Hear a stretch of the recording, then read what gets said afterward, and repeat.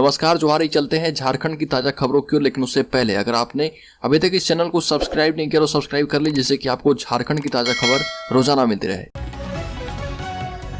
पहली बड़ी खबर, झारखंड में 60 घाट से 150 से 200 करोड़ रुपए का दवा घोटाला। विधायक सरयू राय ने रांची स्थित कार्यालय में सीबीआई के आईजी से मिले हैं और सीबीआई आईजी के माध्यम से सीबीआई निदेशक के नाम एक ज्ञापन सौंपा। इसमें झारखंड में दवा घोटाला को लेकर ज्ञापन सौंपा गया। विधायक ने आरोप लगाते हुए सीबीआई के आईजी को बताया कि झारखंड में जेनेरिक दवाओं की खरीद में 150 से 200 करोड़ रुपए का घोटाला हुआ है और ये घोटाला भारत सरकार की दवा निर्माता कंपनियों और झारखंड के स्वास्थ्य मंत्री के बीच 60 घाट से हुआ है। अपने ज्ञापन में सरयू राय ने लिखा कि भारत सरकार की दवा निर्माता कंपनियों ने स्वास्थ्य मंत्री को प्रभावित किया कि विभाग उनसे दवा खरीदे। मंत्री ने टेंडर से निर्धारित न्यूनतम दर पर दवा नहीं खरीद कर विभाग में एक संलेख तैयार करवाया कि भारत सरकार की 5 दवा निर्माता कंपनियों से उनके द्वारा निर्धारित दर पर दवा खरीदी जाए। हल्को राज्य में समान वर्ग के उम्मीदवारों के आवेदक परेशान है। चास में ईडब्ल्यूएस सर्टिफिकेट के लिए 1932 का खतियान आवश्यक है। बोकारो के चास अंचल में आर्थिक रूप से कमजोर सवर्णों ईडब्ल्यूएस का प्रमाण पत्र बनवाने के लिए 1932 का खतियान आवश्यक है। बिना खतियान या प्रमाण पत्र नहीं बन रहा और इससे समान वर्ग के गरीबों को परेशानी का सामना करना पड़ रहा। ईडब्ल्यूएस सर्टिफिकेट बनाने के लिए आवेदक 2 महीने से अंचल कार्यालय का चक्कर लगा रहे। पहले यहाँ बिना खतियान दिखाए ईडब्ल्यूएस प्रमाण पत्र बनाया जाता था। बोकारो के अपर समाहर्ता सारत अनवर के मुताबिक अब इसे अनिवार्य कर दिया गया है। सरकार से मिले सॉफ्टवेयर में डाटा एंट्री के बाद प्रमाण पत्र दिया जाता है और इसमें यह व्यवस्था है कि जब तक 1932 का खतियान नहीं बताएंगे, डेटा एंट्री नहीं होगी और प्रमाण पत्र जारी नहीं होगा। इस कारण से यहाँ पर सिर्फ खतियान धारियों का ही प्रमाण पत्र बन रहा। अलखुर राज्य में जिला शिक्षा विभाग ने कर दी है सख्ती। रोजाना सुबह स्कूल पहुंचते ही शिक्षकों को वीडियो कॉल पर बीईओ को दिखाना होगा कि स्कूल में वो प्रेजेंट है। स्कूल पहुंचने में शिक्षकों की लेट लतीफी से निपटने के लिए शिक्षा विभाग ने मॉनिटरिंग की नई व्यवस्था की है। अब वीडियो कॉल से शिक्षकों के आने जाने पर नजर रखी जाएगी। शिक्षकों को स्कूल पहुंचकर प्रखंड शिक्षा प्रसार अधिकारियों को वीडियो कॉल कर दिखाना होगा कि वो उपस्थित हैं। पूर्वी सिंहभूम की जिला शिक्षा अधिकारी निर्मला बरेलिया ने सभी बीईओ को इस संबंध में निर्देश जारी कर दिया है कि वो अपने क्षेत्र में प्राथमिक से हाई स्कूल तक शिक्षकों के आने जाने के समय की मॉनिटरिंग वीडियो कॉल से करें। अलकर झारखंड मुक्ति मोर्चा विधायक चमरा लिंडा ने चेतावनी दी है कि कुर्मी को आदिवासी बनाने का प्रयास किया गया तो राज्य का चक्का जाम कर देंगे। राज्य में धीरे धीरे विधानसभा चुनाव 2024 की तैयारियां शुरू हो रही है और सभी राजनीतिक दल आदिवासियों को रिझाने में लग गए हैं। इसी क्रम में झारखंड मुक्ति मोर्चा विधायक चमरा लिंडा के नेतृत्व में रांची के प्रभात तारा मैदान में आदिवासी अधिकार महारैली का आयोजन किया गया, जहां पर चमरा लिंडा ने साफ कहा कि केंद्र और राज्य सरकारें आदिवासियों को उनके संवैधानिक अधिकारों से वंचित कर रही है। साथ ही ये भी कहा कि अब कुर्मी, तेली और अन्य जातियां आदिवासी बनना चाहती है सिर्फ इसलिए कि उन्हें संवैधानिक अधिकार आदिवासियों वाला मिल सके। लेकिन कुर्मी को अगर एसटी बनाने का प्रयास किया गया तो 48 घंटे तक झारखंड का चक्का जाम करेंगे। वहीं आरोप लगाया कि भोक्ता समाज को केंद्रीय मंत्री अर्जुन मुंडा ने आदिवासी बना दिया है और इसे वह सुप्रीम कोर्ट में चुनौती देंगे।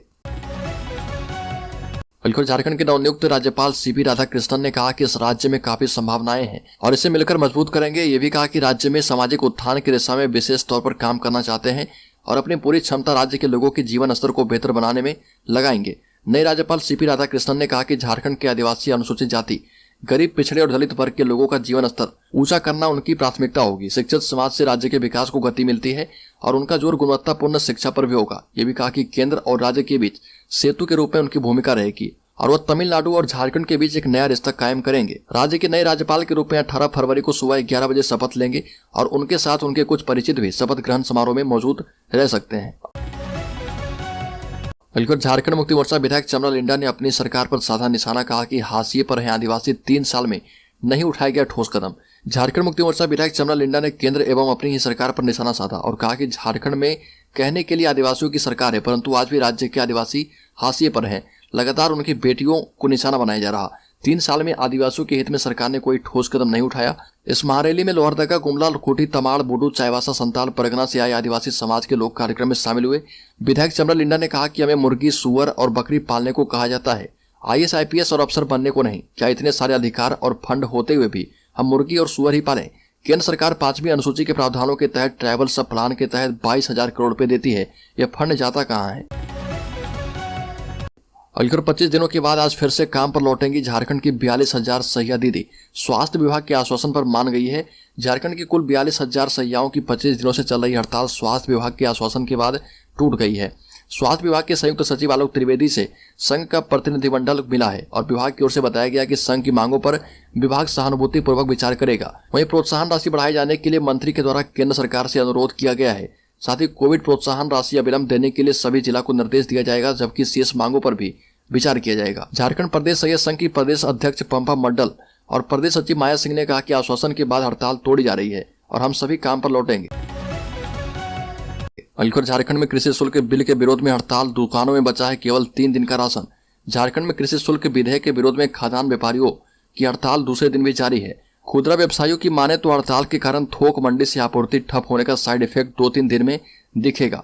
ये भी कहना है कि आटा, चावल, दाल समेत अन्य खाद्यान्नों का स्टॉक घट चुका है। ऐसे में अगर हड़ताल लंबी चली गई तो आने वाले दिनों में खाद्यान्न संकट पैदा हो सकता है। कई व्यवसायियों ने कहा कि वो नए ग्राहकों को खाद्यान्न नहीं दे रहे, साथ ही अधिक खाद्यान्न की मांग करने वाले ग्राहकों को सीधा मना कर रहे और ये लौटा भी दे रहे। झारखंड के कई बाजारों में सन्नाटा, विरोध में रैली। इधर दूसरे दिन 15 बाजार में खाद्य वस्तुओं की आपूर्ति प्रभावित रही और आटा, चावल, मैदा, तेल, आलू, प्याज की एक भी गाड़ी बाजार नहीं पहुंची है। अलखर राज्य के पलामू जिले में अभी है तनाव। 100 नामजद और 1000 अज्ञात लोगों पर FIR की गई है। 19 फरवरी तक इंटरनेट ठप कर दिया गया है। पाकी में 2 पक्षों में हुई हिंसक झड़प के मामले में पुलिस ने सख्ती बढ़ा दी है। पुलिस ने मामले में 100 नामजद और 1000 अज्ञात लोगों पर FIR दर्ज किया है। इसके साथ ही पुलिस ने 13 लोगों को गिरफ्तार किया है। पूरे पलामू जिले में इंटरनेट पर लगी रोक अब 19 फरवरी के सुबह 10 बजे तक बढ़ा दी गई है। वैसे पूरा इलाका शांत रहा, कोई अप्रिय घटना अभी तक नहीं हो पाई है। और पाकी में महाशिवरात्रि महोत्सव के तुरंत द्वार को लेकर 2 पक्षों में हिंसक झड़प हुई थी। इसके बाद पथराव और आगजनी की घटनाएं हुई थी। पाकी में कैंप कर रहे SP चंदन कुमार सिन्हा ने बताया कि स्थिति नियंत्रित है। करीब 10 कंपनी फोर्स पाकी और आसपास के इलाके में तैनात की गई है। अलखर बीजेपी विधायक दल के नेता बाबूलाल मरांडी ने आरोप लगाया कि हेमंत सरकार झारखंड को सांप्रदायिक उन्माद की आग में झोंक रही है। पाकी की घटना बताती है कि त्योहारों पर हिंदुओं को सुनियोजित साजिश के तहत टारगेट किया जा रहा। सरकार सांप्रदायिक घटनाओं में शामिल असामाजिक तत्वों को संरक्षण देती है। राज्य सरकार विधि व्यवस्था के सवालों को भी वोट बैंक और तुष्टीकरण के चश्मे से देखती है। मरांडी ने कहा कि महाशिवरात्रि पर देवघर में धारा 144 लगाकर अनावश्यक तनाव पैदा किया जा रहा। सरकार जानबूझकर सांप्रदायिक तनाव पैदा करने में लगी है। राज्य के मेन रोड हिंसा की जांच पर टाल मटोल, लोहरदगा में पथराव, आगजनी, दुकानों में लूट, सिमडेगा में संजू प्रधान की हत्या, हजारीबाग में रुपेश पांडे की हत्या आदि मामलों में दोषियों पर संतोषजनक कार्रवाई नहीं की गई। सरकार मौन है। अलखर सांसद निशिकांत दुबे ने धारा 144 को दे दी है चुनौती। इस मामले पर झारखंड हाईकोर्ट में होगी सुनवाई। महाशिवरात्रि पर देवघर में ऐतिहासिक एवं भव्य शिव बारात के आयोजन के दिन जिला प्रशासन के द्वारा निषेधाज्ञा यानी धारा 144 लागू करने को चुनौती देने वाली जनहित याचिका पर 17 फरवरी को सुनवाई होगी। प्रार्थी की ओर से मामले की शीघ्र सुनवाई के लिए झारखंड हाईकोर्ट के acting chief justice Apresh Kumar Singh एवं जस्टिस दीपक रोशन की खंडपीठ में विशेष मेंशन किया गया है। खंडपीठ ने प्रार्थी के आग्रह को स्वीकार करते हुए मामले की सुनवाई के लिए तिथि निर्धारित कर दी है और इससे पूर्व प्रार्थी की ओर से अधिवक्ता प्रशांत पल्लव ने पैरवी की है। हाईकोर्ट में दाखिल याचिका में कहा गया कि जिला प्रशासन के द्वारा शिव बारात को लेकर निषेधाज्ञा लगाया जाना गलत है। जिला प्रशासन ने धारा 144 लगाई है तथा जो रूट तय किया गया है वह तानाशाही वाला है। अलखर राज्य में नक्सलियों का तांडव, चाईबासा में पंचायत भवन को उड़ाया। झारखंड में नक्सलवाद के खात्मे के दावों के बीच नक्सली गतिविधियां जारी है। खासतौर पर भाकपा माओवादी संगठन की ओर से लगातार वारदातों को अंजाम दिया जा रहा। ताजा मामला चाईबासा के सोनुआ का है और यहाँ पर देर रात भाकपा माओवादी संगठन के उग्रवादियों ने एक पंचायत भवन को ब्लास्ट कर उड़ा दिया। नक्सलियों ने सोनुआ स्थित कदमडीहा पंचायत भवन को उड़ाया है। नक्सलियों ने प्रतिरोध की भावना से यह हमला किया है। घटना के संबंध में मिली जानकारी के मुताबिक कोल्हान जंगल एरिया स्थित गोरीकेरा प्रखंड के कदमडीहा पंचायत भवन को नक्सलियों ने IED लगाकर उड़ा दिया। घटना की जानकारी मिलते ही कोयड़ा कैंप से CRPF जवानों के साथ गोरीकेरा और सोनुआ थाने की पुलिस घटनास्थल की ओर रवाना हो गई है। अलखर झारखंड हाईकोर्ट ने 7वीं JPSC में आरक्षण का लाभ नहीं दिए जाने के खिलाफ दाखिल याचिका पर सुनवाई की। सुनवाई के बाद कोर्ट ने सरकार और JPSC से जवाब मांगा है। हालांकि अदालत ने कहा कि इस मामले के अंतिम फैसले से नियुक्ति प्रक्रिया प्रभावित होगी। मामले में अगली सुनवाई 3 सप्ताह के बाद होगी। इस संबंध में सुनील कुमार, सुमन सहित 11 अन्य की ओर से हाईकोर्ट में याचिका दाखिल की गई है। सुनवाई के दौरान प्रार्थियों की ओर से अधिवक्ता अमिताभ वत्स ने कोर्ट को बताया कि 7वीं JPSC की मेरिट लिस्ट मई 2022 में जारी की गई थी। इसके बाद लाभार्थियों का मार्क्स स्टेटमेंट नहीं जारी किया गया। याचिकाकर्ता ने दावा किया कि कट ऑफ से ज्यादा मार्क्स मिले हैं और हाईकोर्ट ने सरकार और आयोग से जवाब मांगा है। अलखर राज्य के पूर्व राज्यपाल रमेश बैस झारखंड के राजभवन में छोड़ गए हैं एक ऐसा लिफाफा जो कभी भी मचा सकता है सियासी हलचल। झारखंड के 10वें राज्यपाल रमेश बैस भले ही महाराष्ट्र के लिए विदा हो गए हैं, लेकिन वो राजभवन में एक ऐसा बंद लिफाफा छोड़ गए जो राज्य की सियासत में कभी भी हलचल पैदा कर सकती है। यह लिफाफा पिछले साल 25 अगस्त को केंद्रीय चुनाव आयोग से राजभवन पहुंचा था। दरअसल इस लिफाफे के अंदर जो चिट्ठी है उसके आधार पर यह तय हो सकता है कि राज्य के मुख्यमंत्री हेमंत सोरेन की विधानसभा सदस्यता खारिज हो जाएगी या फिर बनी रहेगी। रमेश बैस ने चुनाव आयोग की चिट्ठी को बंद लिफाफे से बाहर नहीं आने दिया और इसके चलते हेमंत सोरेन सरकार कई महीनों तक अनिश्चितताओं के भंवर में फंसी रही। अब झारखंड से जाते जाते उन्होंने कहा कि आने वाले राज्यपाल CP राधाकृष्णन चाहे तो चुनाव आयोग के द्वारा आई चिट्ठी के आधार पर फैसला कर सकते हैं।